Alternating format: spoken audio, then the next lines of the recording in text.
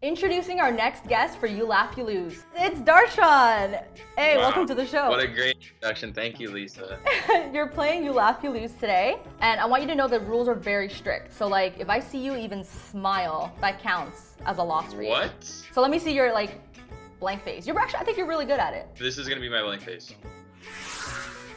Is that cheating? That might be cheating. Well, you're saying smiling is basically counting as laughing, so you're making it hard for me if I just... No, that's like no lips. That's like no lips. How is that even fair? You just neutral, poker face. That's good. No. Go back. Let's do this. I'm gonna send you the first one right now.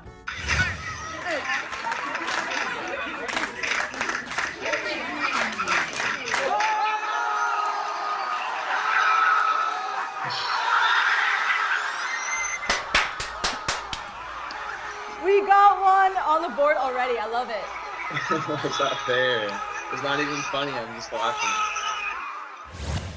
Why did you laugh? It's because I'm in a good mood. I can't help but laugh. It's not fair. Yes, I get to ask you our first difficult question. What's the hard question gonna be? How did it feel to not make it to Worlds this year? Is that really a hard question though? Wow, okay. No, this one's even tougher. Okay, so you gotta answer it as best as you can. Okay.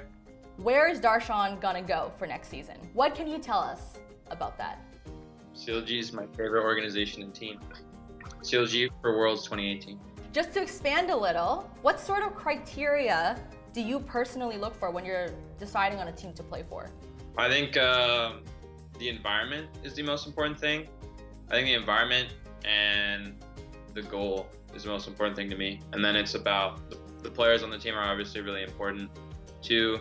Then it's like coaching staff. But I think if you have the right environment and the right goal, like starting from like the organization down, then it's a lot easier to get the right players and win. Let's move on to the second video.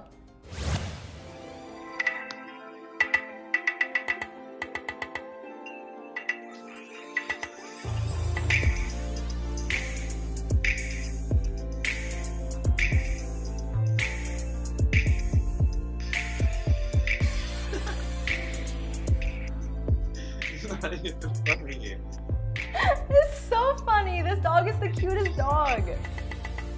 Keep going. I think it gets like better.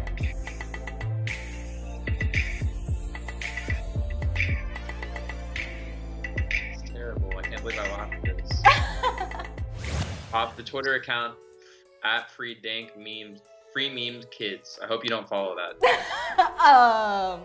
You know, I just laugh to make the show more interesting. You know, that's my angle. You know what? You might be the first player to laugh at all 5 videos. That's a new record. New record. So if you want to make history, that could be something you go for. Make You Laugh, You Lose history. Wow, that's a big deal. Right? Laugh, You Lose Hall of Fame. We actually have one where you'll be at one opposite end of the people who don't laugh.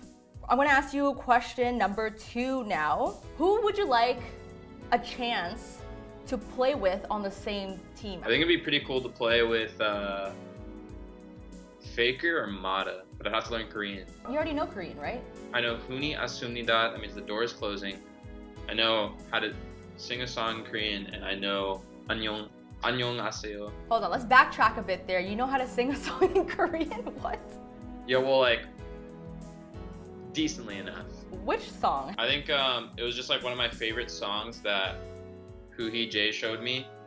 And I remember I went down to the Han River like the day before we were gonna leave for Worlds. We couldn't play on our computers anymore, so we just went down there, and then there's this guy who was singing that song, like a street performer, and I just like sat down and talked with him about life and stuff.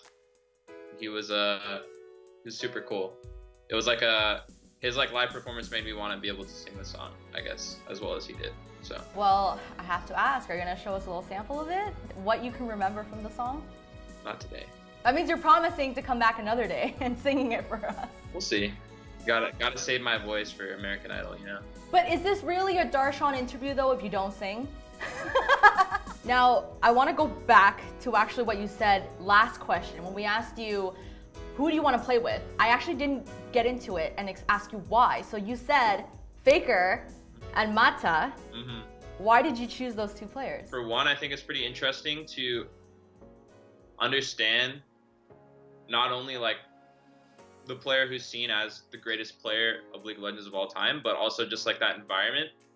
And I'm kind of like, I'm kind of curious a lot about like the Korean infrastructure. Like, okay, what's actually better? What's actually worse? Like, because it's really easy to say based on results that the Korean infrastructure is better, like Korean players are better, but I don't think there's anyone who has like a really, really good understanding who's been on an NA team, who's been on a Korean team, and really like experienced like the different cultures, the different environments, and really seen like, oh, this is better. Like I can objectively look at it and say like, oh, well, Korean solo queue, you can play like 3 games in an hour, but in NA, with the queue times and things like that, and the player base, you get like 1 game an hour, 2 if you're lucky. So there's things like that that are really objectively easy to look at, but some things like, you won't really understand unless you're playing in the other region and kind of seeing what the best players do in that region. And I think those 2 players, they've won Worlds before. I think that they're really smart about the game, just playing against them and having seen them play. So I'd like to see how they think about the game and kind of what their environment's like. Have you ever talked to like players that came from Korea that comes over to NA? Like for example, like Impact is one big example. He won Worlds before, came to NA. Have you ever like tried to talk to these different players and see what they say the difference is? It seems like from the Korean players I've talked to, like I've talked to Someday and some other players, like it just seems like Korea is just more competitive. The players are better, environment's better, and they just like it there more. And so obviously I'm getting a kind of like biased opinion because they are from Korea, they've been there before, and they've arguably had more success there too. So it's kind of hard to say for sure unless I experience it myself, but like there's obviously going to be some validity to the statements and based on the results, but I think I would learn more about what I need to change and what NA needs to change if I was able to experience that. So maybe one day I'll do that. Was that a hint? One day LCK. Yeah. Has there been actually an NA player that has gone to Korea? Other than, say, Huni, but Huni is like, I guess, a special case? I don't think there's like a true NA resident that had that, and I don't think Korea would ever, Korea doesn't really import, so I don't think Korea would ever look at other regions and be like, oh, I need to pick this player up. But if I was like that interested in doing it and I learned Korean and I went out of my way to be like, hey, I'm one of the best top laners in NA, I learned Korean, I want to like come practice in Korea, like maybe they would start me off as like a sub. Yeah. So that would be interesting. Are you ready for the third one? Yeah.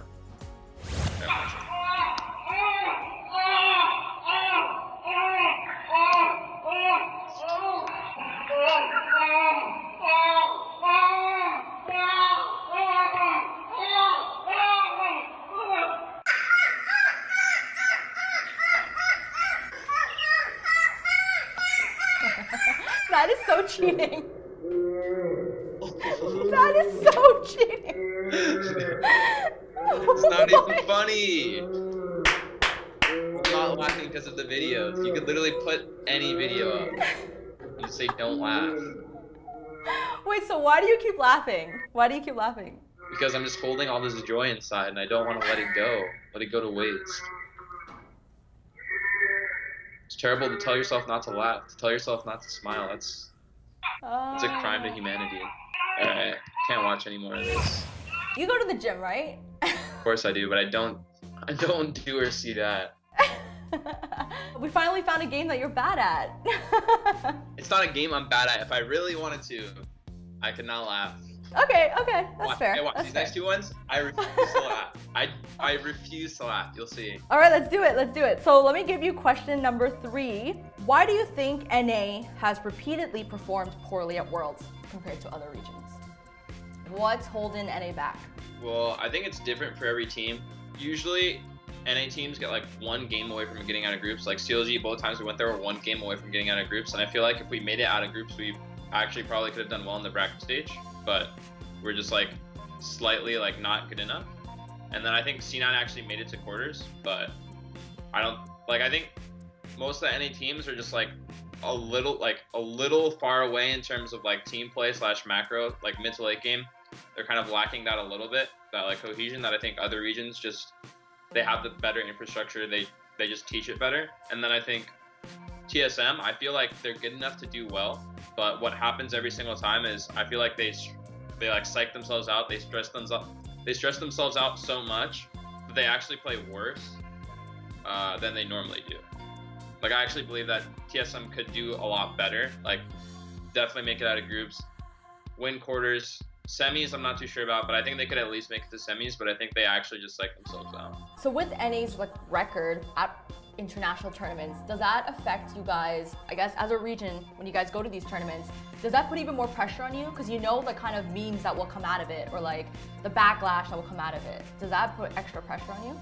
I think it kind of just depends on what person you are. Like, it's pretty easy to like look at like the majority of the community and say, oh, nobody thinks I'm gonna win, and it just depends on like how you honestly feel about your team and like how well your practice went. And I honestly feel that like I think like season 5 Worlds, I said I feel like we could have won Worlds, and I honestly still believe that. But what ended up happening was like Smithy like actually just didn't have a visa, so we couldn't practice with them for like 3 or 4 weeks, and then we just went into Worlds with not practicing with our roster. And so I've always been really confident that we can do well when I've seen our practice and I've seen how we're preparing, and I'd still feel pretty confident with the hard work and time that I'm going to put into preparing for Worlds. And I feel like if you want to be successful, if you want to actually do well for NA, you shouldn't just have the defeatist mentality, because obviously the first person that accomplished something, the first person that did something, didn't think, oh, nobody, everyone else thinks I'm not going to do it, so I just kind of got lucky. They thought that they could accomplish it. They thought that they could be successful, and they did the work that it took to be the best. And so like that's kind of the mindset I have, and it doesn't matter if no one before me did it. Like I'm going to be the person that does it.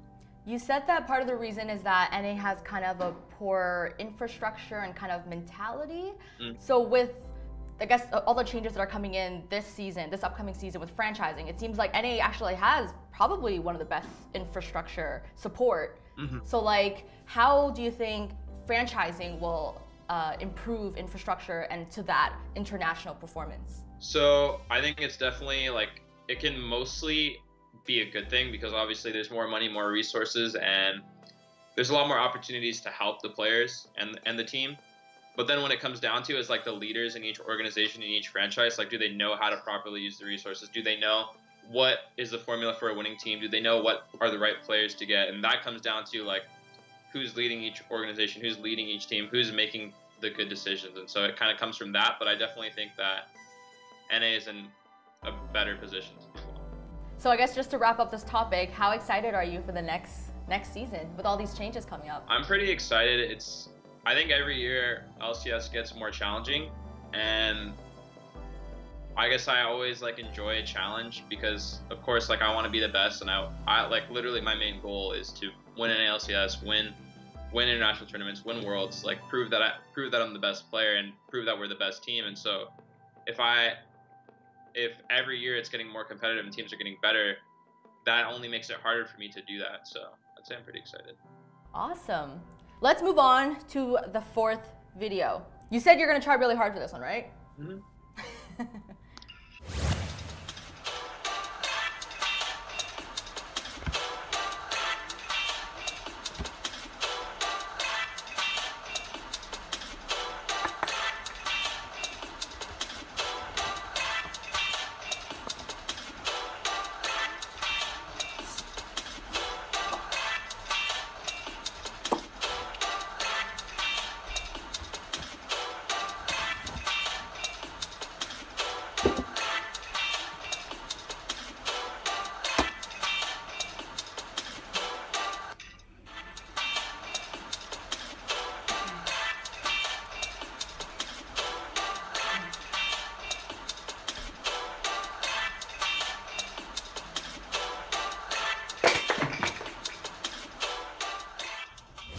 Not a fan of magic, huh? Easy peasy lemon squeezy. Okay, first easy question. What was your first reaction to Samsung beating SKT in the finals of Worlds? I wasn't that surprised. I feel like this year's SKT was like the weakest. I feel like when you have a team with 3 lanes that want to play aggressive, or like 3 lanes that want pressure, it's pretty hard. So like, for example, if you look at TSM, I feel like Hanser, Bjergsen, Doublelift, like they all want resources, they all want to play aggressive. And like that makes it harder for their team to be successful. And I think it's the same thing with SKT, where it's like, instead of having like more a more self-sufficient team. I think Huni really wants resources. Faker obviously wants resources. And then Bang and Wolf, I felt were playing like they wanted resources, but they were just like, the team was always playing off of Huni's side. Like the jungler was always pathing towards top side, but bottom lane was losing so hard every game, and they would pick champions like Leona where they need to win bottom lane, but they're not even playing off of that lane. So there's like a really big inconsistency in like the way they drafted and the way they played. So I think it wasn't that surprising that they didn't do that well. Do you think it was a mistake for SKT to bring Huni instead of Untara? I think they might have done better with Untara if Untara was just able to, because with Ardent Sensor, it felt like bottom lane was the more important lane to play off of. So if they had a more self-sufficient top laner like Untara, I think they would have done better. And I think Huni was a lot better on his time in Fnatic, but I think this past year he didn't play as well. And so I think it would have just been better to bring Untara, have like a more stable top laner, and just play off their bottom lane, like get their Ardent carry strong, and then I think it would have been better. Final question from this topic: are you team Huni or team Cuvée? Team Huni or team Cuvée? I mean, that's an easy one based on what I already said. Definitely team Cuvée. When you watch us play, are there things that he does that like you kind of learn from? What's like great about him is like he's just like a consistent player. Like he doesn't really make that many mistakes. I think he doesn't do anything like amazing, but I think he just does everything well. And like that's what you really need to do to win, is just, you don't need a bunch of flashy players. Like you maybe like one or two like really aggressive players on your team, but if you have a player like Cuvée, that's really good because he's always doing his job well and he's not really making any mistakes. And that's really good for a top laner. Okay, let's move on to our number 5 video. $20. He owe me $20. For the $20. $20. He bet you $20. I can't get this. Come on, baby. Let me see what you got, right? Ready? Say you go hit it one time, or? One time.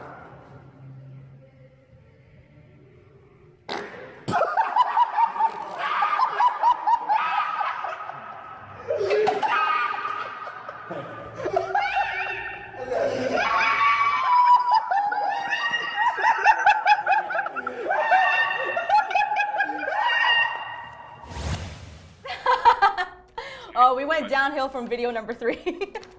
Have you ever gone to the gym and accidentally let one loose in front of the guys? That was a question? That wasn't my actual question, but you should tell us the story anyways. Has that ever happened to you? I mean, it's normal, you know, when you're lifting weights and like squatting and stuff, it happens. Oh yeah, it's definitely happened while squatting before. Did anyone hear or see? No, definitely not. Okay, to wrap up then, another easy question. So we're approaching the end of 2017. What would you say was the most important or biggest lesson that you've learned this year? I think the biggest thing I'd learn is if you want things to be changed or if you want to see results, you have to take action. There's a lot of things that I would want changed, and I would kind of say I want them changed, but I wouldn't really do anything about it. And that's going to change for next year, right? Of course. Is there anything you want to say to everyone who's watching or maybe your fans? I want to say thank you guys for the support. Looking forward to playing again next season, and thanks to theScore eSports for this amazing opportunity. You know, it's not just Lisa. I know you guys are doing the hard work, the script writing and stuff like that, so appreciate it. Our man, Darshan. That's awesome. Thank you so much, Darshan. And you guys, thank you so much for watching. This was You Laugh, You Lose with Darshan and theScore eSports. It's time to make building your champions easier. Introducing theScore eSports' new Builds Calculator, which allows you to plug in items and runes to figure out which build gives you the best stats. The new Builds page also gathers information on what the top players and your favorite pros are building, so you'll be able to try them out yourself. Take control of your champion and try out the new feature on theScore eSports' Builds website by clicking on the link in the description below.